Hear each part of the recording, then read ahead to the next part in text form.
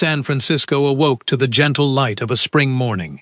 The cafes along the Embarcadero began to fill with people catching a quick breakfast before work, the scent of fresh sourdough rolling through the streets.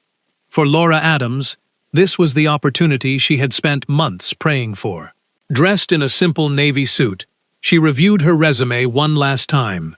In their modest apartment, Caroline Rogers, her adoptive mother, was already complaining about the mounting household bills, while Dylan remained asleep after another long night spent losing money on sports betting. Caroline told her not to return without good news, remarking that good intentions never paid the bills. Laura did not argue.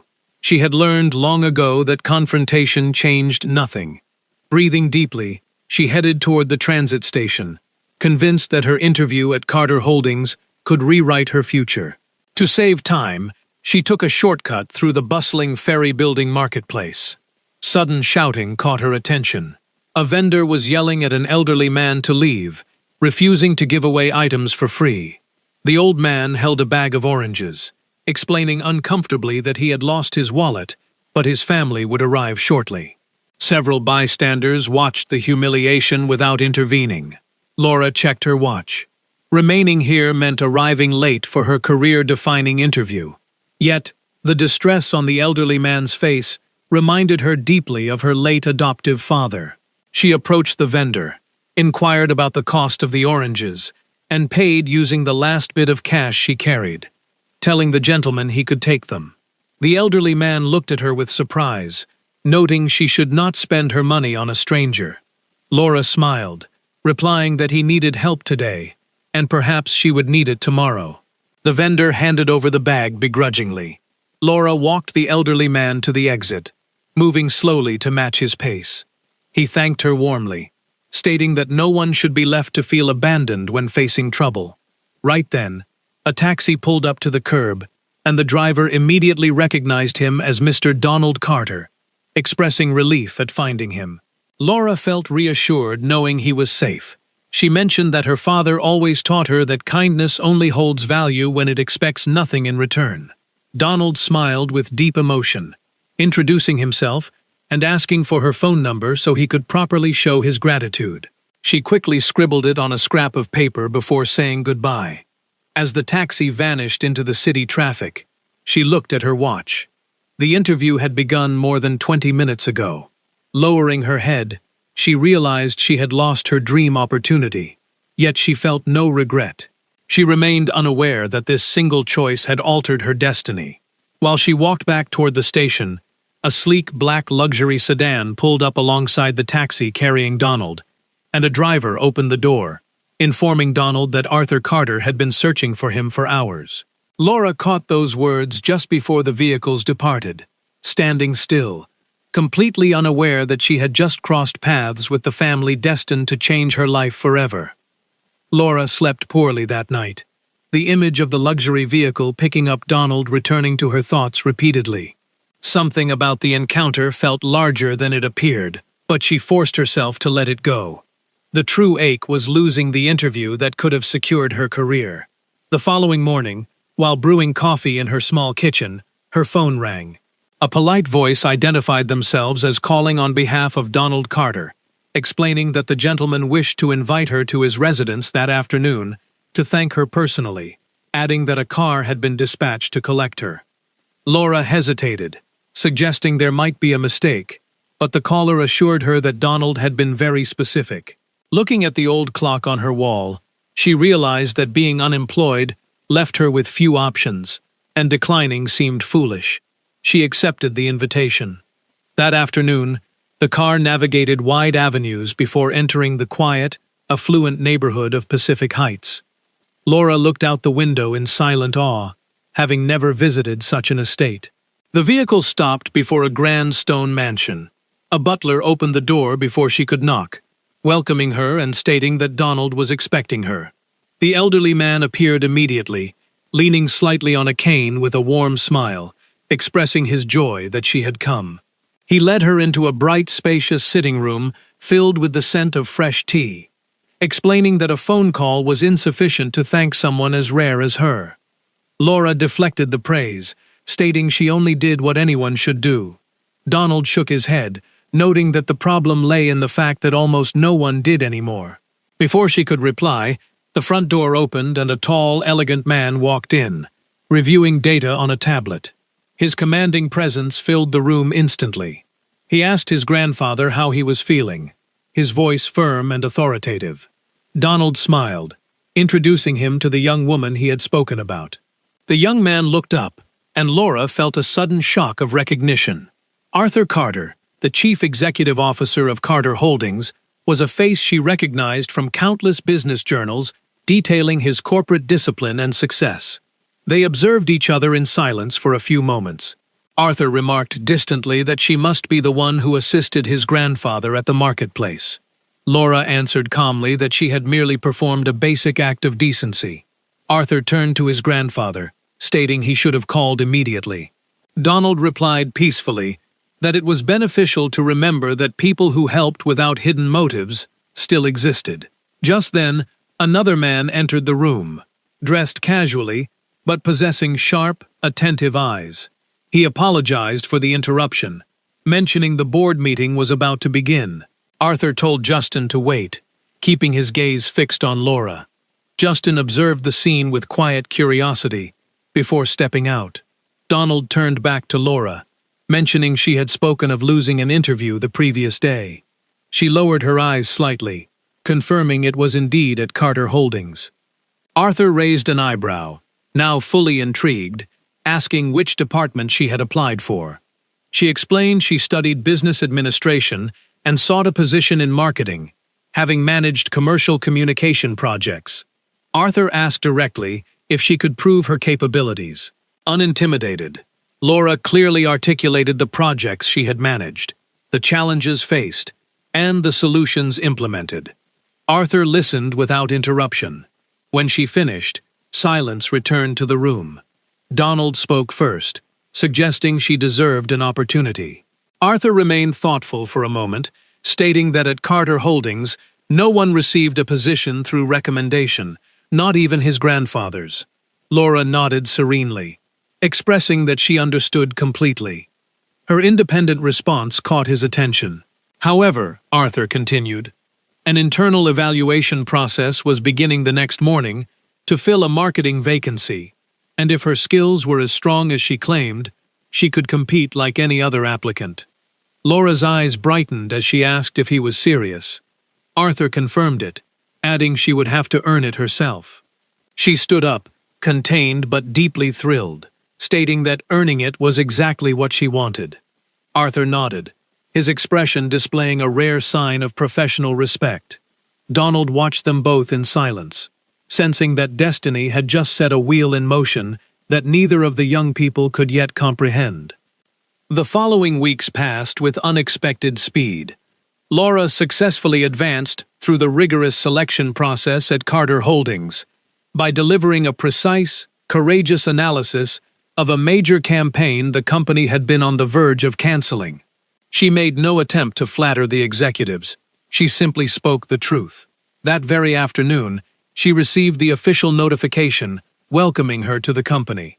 Laura walked out of the corporate headquarters, feeling a profound sense of relief, realizing her long hours of effort were finally yielding results. However, her peace was short-lived. Upon returning to her apartment, she found Caroline and Dylan locked in a heated argument. Open letters, foreclosure warnings, and unpaid bills littered the table. Caroline snapped that it was about time she arrived, stating that Dylan was in severe trouble. Laura looked at her adoptive brother, demanding to know what happened. Dylan avoided her gaze, confessing he had lost far more money than he possessed and had borrowed heavily under the delusion he could win it back. When Laura pressed for the exact figure, he admitted it totaled $120,000. Laura felt a sickening emptiness in her stomach, questioning how he could let things reach such a disastrous point. Before Dylan could speak, Caroline intervened coldly, announcing she had already secured a solution. Laura stared at her, anticipating the painful words before they were even spoken. Caroline explained that a wealthy widower, Richard Miller, wished to marry Laura, possesses ample means, and had agreed to clear the entire family debt. Laura stood frozen, asking if Caroline truly intended to sell her off to save Dylan at the expense of her entire life. Caroline struck the table, shouting that everything Laura possessed was due to their family's sacrifices. Laura countered firmly, reminding her that every cent she had ever earned had been given directly to this household. The silence in the room grew heavy. Laura took a deep breath, announcing that she was starting her new position at Carter Holdings the following morning, suggesting they could find a legitimate financial solution together, but stating unequivocally that she would never marry a man she did not love. Caroline's eyes hardened into ice as she told Laura that if she refused, she should stop calling her mother. Those words inflicted a wound deeper than any financial debt. Laura grabbed her bag and walked out without looking back. She walked aimlessly through the city until she reached the quiet expanses of Golden Gate Park. The night air was peaceful, but her inner world was fractured. She sat on a park bench, trying desperately to organize her chaotic thoughts. A soft voice startled her, noting it was unexpected to find her there. She looked up to see Donald approaching slowly, accompanied at a discreet distance by a security officer. Laura offered a weak smile, admitting she hadn't expected her day to end this way either. Without holding back, she confided in him, detailing the crushing debt, the family pressure, and the forced marriage proposal. Donald listened intently, staring out at the dark water for a long moment, before observing that some individuals truly believed wealth could purchase the very lives of others. That same evening, Donald requested Arthur join him for dinner in the estate library. The young CEO arrived exhausted after a grueling session with the board of directors. Donald told his grandson that the situation was far more complex than he realized, proceeding to explain Laura's domestic predicament. He then shifted the conversation to the corporate board, noting that the investors were demanding a more stable public image, wanting a leader with a solid personal life to inspire confidence ahead of the upcoming international expansion. Arthur set his glass down heavily, complaining about the recurring pressure. Donald replied calmly that it wasn't just about the business, pointing out that Arthur had spent years living trapped within a ghost of a past memory. Arthur looked down at a small photograph kept inside his wallet, murmuring that he could not break a promise. Donald assured him no one was asking him to break it, only to stop ignoring the present reality. A long silence filled the room. Finally, Donald spoke clearly, proposing a temporary, strategic marriage between Arthur and Laura. Arthur looked up in shock. Donald explained it would shield Laura from her family's manipulation, while simultaneously resolving Arthur's complications with the corporate board. Arthur did not offer an immediate answer, but he did not dismiss the concept either. A few minutes later, he requested to see Laura, who arrived at the study entirely unaware of why she had been summoned. Seeing him, she felt a familiar tension. Arthur spoke with complete serenity, as though negotiating a standard corporate merger, stating his grandfather had detailed her situation, and he wished to extend an offer. Laura watched him silently as he outlined a strictly legal marriage, devoid of personal compromise, granting her complete independence, absolute security, and total protection from being forced into any unwanted union. She paused before asking what he stood to gain from such an arrangement. Arthur explained the board would cease their relentless pressure, allowing him to manage Carter Holdings without external interference. His words stripped of emotion and guided purely by logic. Laura understood the terms completely, asking what would happen if the woman he had spent years waiting for suddenly returned. Arthur did not waver, stating that if that happened, they would dissolve the agreement immediately. Laura closed her eyes for a single heartbeat, recognizing this wasn't the life she had envisioned, but it represented an honorable escape. Opening her eyes, she calmly accepted the terms under one strict condition. Arthur frowned slightly as she specified that she must continue her work in the marketing department, refusing any special privileges associated with the Carter surname. For the first time, a genuine glimmer of respect crossed Arthur's features, as he assured her that such an idea was never up for negotiation. 3 days later, they legalized their marriage in a quiet, private room at the City Hall registry, devoid of media, guests, or celebration. It consisted solely of 2 signatures executed upon a legal document. That night, when the elevator doors opened into Arthur's high-rise penthouse, both understood in the quiet air that while they had made a purely rational decision, the emotional consequences would be far more difficult to control. During the subsequent weeks, the daily dynamic between Laura and Arthur began to transform by imperceptible degrees. It did not shift overnight, but rather through the quiet establishment of routines that neither chose to openly discuss, yet both began to depend upon. Every morning, their paths crossed in the kitchen before they departed for Carter Holdings. Laura would brew coffee while scanning the morning financial news, and Arthur, though he would never confess it aloud, had begun to view those quiet minutes as the most grounded part of his day. Within the corporate walls, Laura's expertise began to manifest in undeniably positive metrics. Her innovative marketing framework not only revitalized the public perception of the brand, but succeeded in reclaiming major corporate clients who had abandoned the firm months prior. Following a major executive meeting, Arthur formally commended her performance, noting the exceptional quality of her work. Laura responded with professional poise, stating she was merely executing the duties she was hired to perform. Justin, observing the interaction from the back of the conference room, exchanged a knowing look with the CEO. Having worked alongside Arthur for years, he recognized that this was far warmer than a standard corporate compliment. A few days later, Donald invited the couple to dine at the estate. Throughout the meal, the elder Carter shared fond anecdotes from the past, achieving something remarkable. Arthur appeared genuinely relaxed, even smiling as they prepared to depart. Donald took Laura's hand affectionately, thanking her for breathing life back into the old house.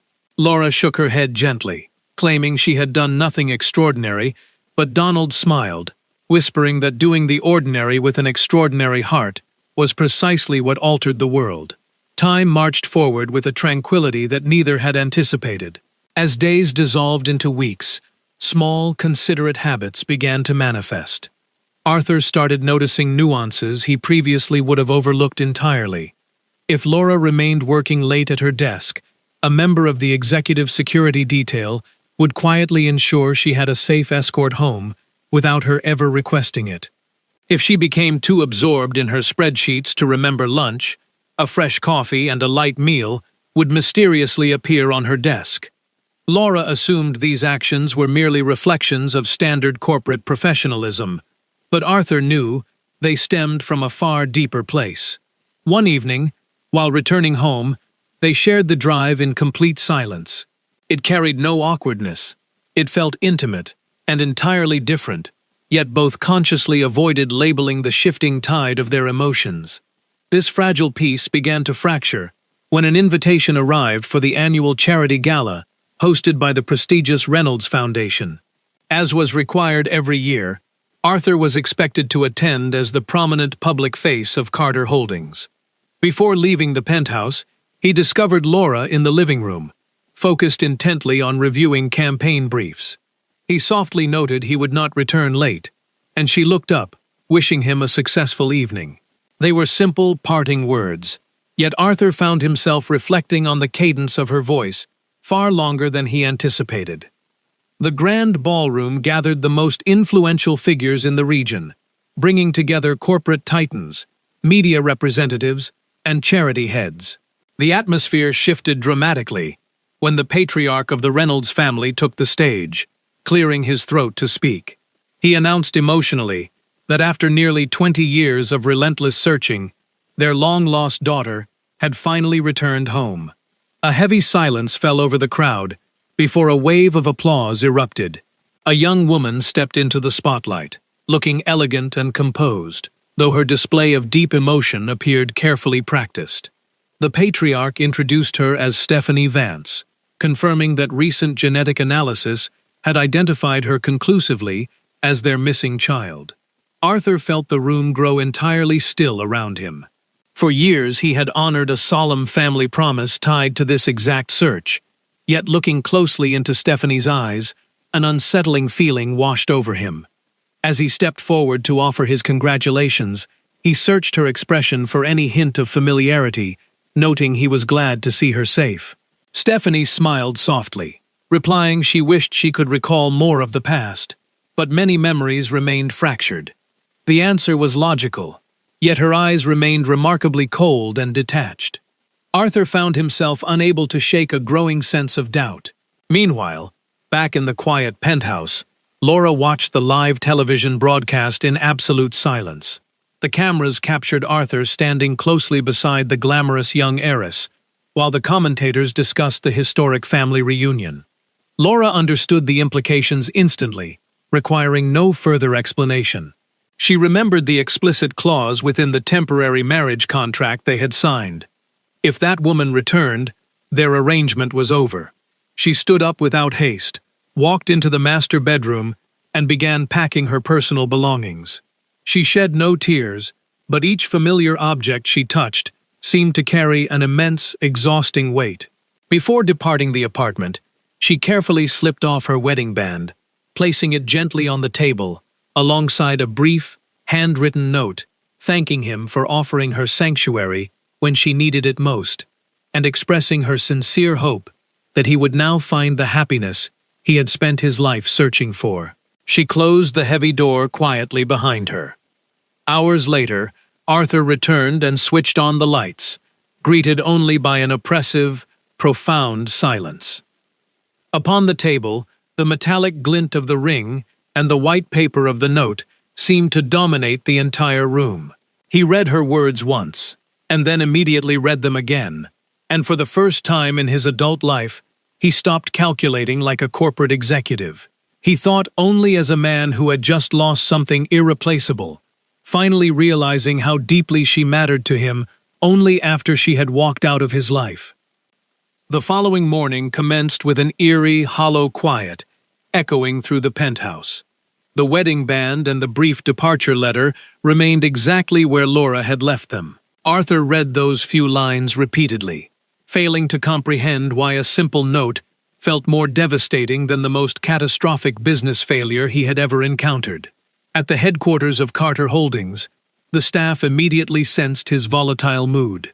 During an executive session, he barely processed the financial presentations until Justin pointedly placed a confidential file directly over his paperwork, stating there was something urgent Arthur needed to see that had nothing to do with marketing, but pertained directly to the Reynolds Foundation. Arthur opened the folder to find the independent genetic evaluation that had been presented at the high-profile gala.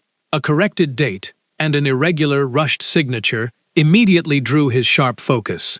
He demanded to know who had flagged the document, noting their legal team usually missed such nuances. That very afternoon, driven by suspicion, they drove to the University Medical Center. Following intense administrative pressure and the direct intervention of the Reynolds family contacts, the chief laboratory director agreed to audit the specific test procedure. Hours later, Dr. Lawrence Harrison entered the private office, looking visibly shaken and nervous. Arthur demanded the absolute truth, stating flatly that the analysis had been deliberately compromised. The physician hesitated under his intense gaze before nodding in defeat, admitting he had been paid handsomely to substitute the genetic samples. When Arthur demanded the identity of the instigator, the doctor confessed it was Stephanie Vance. The silence in the room turned suffocating. The doctor added nervously that while he had committed a terrible ethical error, the original archival records still existed within the deep database if they knew exactly where to search. Arthur felt a mixture of intense fury and sudden clarity. If Stephanie Vance was an imposter, it raised the critical question of who the true missing daughter actually was. Justin wasted no time, spending the next 48 hours combing through ancient hospital admissions and police records dating back nearly 20 years to the night of the original automobile accident. Sitting in the dark office, Justin suddenly called Arthur over, telling him he needed to see the screen immediately. A digital record appeared, showing a young female child admitted without identification, following the crash. On that identical date, a separate medical chart indicated an emergency blood transfusion that saved the life of Donald Carter. The defining revelation was not a name, but a biological match. The identical rare blood type, the exact matching markers, and years later, the identity assigned to that child by the social services system, Laura Adams. Arthur sat completely motionless, his mind reeling. For the first time, he saw the grand design of his life clearly, realizing that nothing which had brought them together had been a coincidence. Laura had not entered his life by mere chance. She had been intrinsically linked to his family's survival long before they met in the market. He immediately attempted to track her location, but discovered she had formally tendered her resignation to the Human Resources Department that very morning, determined to sever all ties and owe nothing to the Carter name. Later that afternoon, Laura's phone vibrated. It was Caroline, her voice sounding uncharacteristically strained as she begged Laura to meet them, claiming both she and Dylan were desperate to repair their relationship and fix the family damage. Laura hesitated, but a deep, unresolved part of her heart still longed for closure with the only family she had known. She agreed to the meeting, completely unaware that she was walking into a trap. Hours prior, Stephanie Vance had realized her elaborate fraud was unraveling. Desperate to protect her claim to the massive Reynolds fortune, she turned to dangerous individuals who specialized in making problems disappear, utilizing Caroline and Dylan as mere bait. The location was an abandoned commercial warehouse situated on the industrial outskirts of the city. The moment Laura stepped through the rusted entryway, an instinct warned her that something was wrong. The heavy metal doors slammed shut behind her, and two imposing men stepped forward from the shadows. Caroline refused to meet her eyes, whispering a hollow apology and stating the situation was now entirely out of their hands. Laura backed away in terror, demanding to know what they had done, but she received no answer. At that exact moment, Arthur's personal phone rang. A cold, electronically masked voice informed him that if he ever wished to see his wife alive again, he needed to secure $50 million immediately and avoid playing the hero. The line went dead. Arthur gripped the phone so tightly his knuckles turned white, experiencing a raw, paralyzing fear he had never known. He looked at Justin, his voice commanding, but laced with underlying panic, as he ordered him to contact the federal authorities, swearing he would not lose her again. Within minutes, a convoy of unmarked tactical vehicles was speeding away from the city center, while in the damp darkness of the warehouse, Laura sat bound and alone, unaware that the secret of her birth had been unraveled and was about to change the world. The distant wail of emergency sirens cut through the heavy silence of the pre-dawn hours as federal tactical units converged upon the isolated industrial park on the outskirts of the city. Inside the lead command vehicle, Arthur kept his eyes glued to the tracking monitors, each ticking second feeling like an eternity. The fear of arriving too late consumed him entirely. The specialized agents surrounded the warehouse structure in absolute silence, moving like shadows against the concrete. Upon receiving the tactical commander's hand signal, they breached the multiple entry points simultaneously. The entire operation unfolded in a matter of coordinator seconds as flashbangs illuminated the dark space and commands to freeze echoed through the rafters. Laura raised her head, her vision blurred by the sudden piercing searchlights, her wrists chafed by the thick ropes binding her to a structural pillar. The two hired captors attempted a desperate escape toward the rear exits, but were violently tackled and neutralized instantly. Caroline and Dylan stood frozen in terror against a brick wall, realization dawning upon them. Further back in the shadows, Stephanie Vance collapsed against a crate, understanding her elaborate deception had completely failed. Arthur charged into the building without regard for protocol, his voice calling out her name.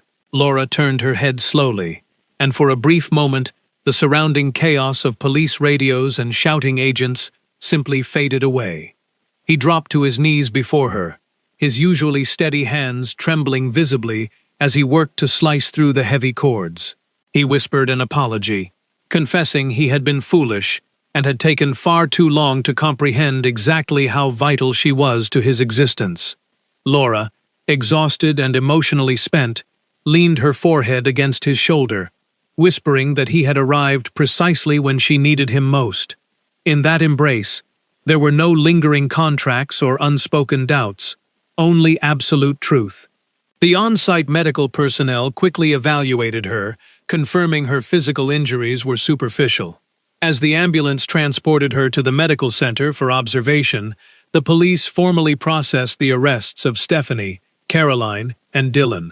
The morning sun rose over San Francisco, bringing a profound sense of peace.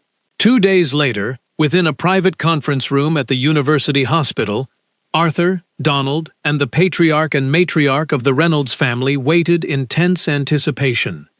A definitive genetic test, utilizing original archival tissue samples and cross-referencing the historic blood transfusion data, had been expedited. The chief medical officer entered the room holding a sealed document. The room held its collective breath as the doctor announced the findings were absolute. Laura Adams was, without any biological doubt, the missing daughter of Irene and her husband. Heavy tears fell before anyone could find words. Irene Reynolds threw her arms around Laura, holding her with a fierce, protective love that had been suppressed for nearly 2 decades, weeping that they had never stopped searching for her. Laura closed her eyes, whispering that she wished she could remember them. Her biological father stepped forward, gently cupping her face in his hands, assuring her they did not require the past to recognize her, because she was their daughter, and their hearts knew her instantly. Donald watched the reunion from his chair, wiping a tear from his eye, observing aloud that life possesses a magnificent, mysterious method of restoring exactly what appeared to be permanently lost. 3 days later, the 2 united families gathered for a private dinner in the secluded, manicured gardens of the Carter estate. The event was entirely shielded from the media. There were no cameras or public relations representatives, just a single, elongated wooden table, simple food, and an atmosphere that felt genuinely authentic for the first time. As the dinner concluded, Arthur quietly stood up from his seat, and a natural silence settled over the guests. He walked around the table to stand directly beside Laura, holding a small, velvet-lined box in his palm. He spoke calmly, admitting that months ago they had entered into a cold, legal agreement designed solely to protect their respective interests. He confessed he believed he was acting rationally, but in truth, he had merely been hiding behind logic to avoid exposing his heart. He looked directly into her eyes, acknowledging he had spent years clinging to a painful past promise, completely blind to the fact that the person destined to redefine his life was standing right in front of him. Laura returned his gaze, her breath catching. Arthur opened the box to reveal a simple, elegant ring, explaining this band carried no conditions, no clauses, and no corporate strategies. It was an absolute choice. He paused, asking if she recalled their chaotic meeting at the Ferry Building marketplace. She nodded, a soft smile breaking across her face. He admitted that on that afternoon, he believed his grandfather had simply been fortunate to find a kind stranger. But he now realized he was the one who had received the ultimate blessing. Taking a deep breath, stripped of his executive armor, he asked if she would do him the honor of marrying him again, this time without fear, without contracts, and solely out of love. Tears welled in Laura's eyes. She looked toward Donald, who nodded with profound grandfatherly pride, and then toward her biological parents, who smiled through tears of joy. Turning back to Arthur, she gave him her hand and whispered a resounding yes, noting that this time they were both actively choosing each other. The garden erupted in warm applause.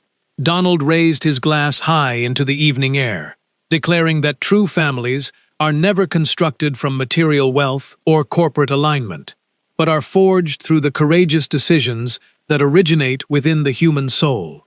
The golden light of the setting sun cast a beautiful glow over San Francisco, and as the warmth enveloped the garden, Laura felt a deep realization. The morning she chose to miss her career interview to assist a vulnerable stranger She hadn't sacrificed her future at all. She had walked directly into her destiny.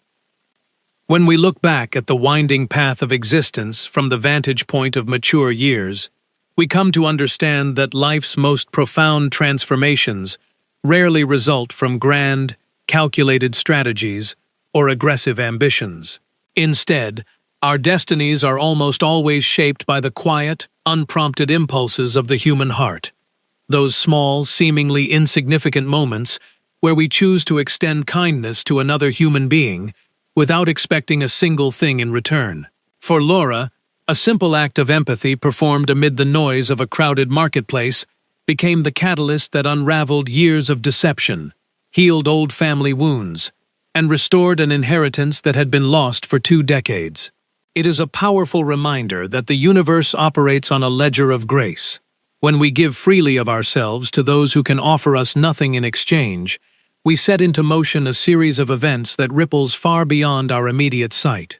The true measure of a well-lived life does not reside in the accumulation of corporate titles, the size of our bank accounts, or the social status we manage to project to the world. Rather, it is found in our capacity to remain soft in a world that encourages hardness, to see the dignity in a stranger when others look away, and to understand that our shared humanity connects us all in ways we cannot always perceive. As the years advance, the illusions of material security begin to fade, leaving behind the stark, beautiful truth that only love, kindness, and genuine human connection carry permanent weight. True wealth is found in the peace of a quiet conscience and the knowledge that we have acted as a source of light in someone else's darkness. This narrative serves as a gentle instruction for the mature soul, illustrating that no act of goodness is ever truly wasted or lost.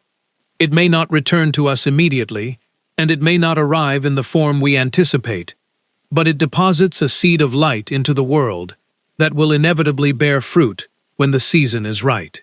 We must learn to trust the quiet prompts of our conscience, even when they seem to conflict with our immediate plans or cause us to miss out on temporary worldly opportunities. Often, what appears to be a costly delay or a missed chance is actually a protective redirection, guiding our footsteps away from hollow pursuits and leading us toward the true purpose of our lives. Ultimately, we must strive to live like a steady lamp placed in a window on a stormy night, offering a quiet beacon of hope to the weary traveler. By embracing a spirit of selfless generosity and remaining open to the unexpected designs of fate, we discover that the happiness we spend our entire lives searching for is often found the moment we forget ourselves and reach out to hold the hand of another.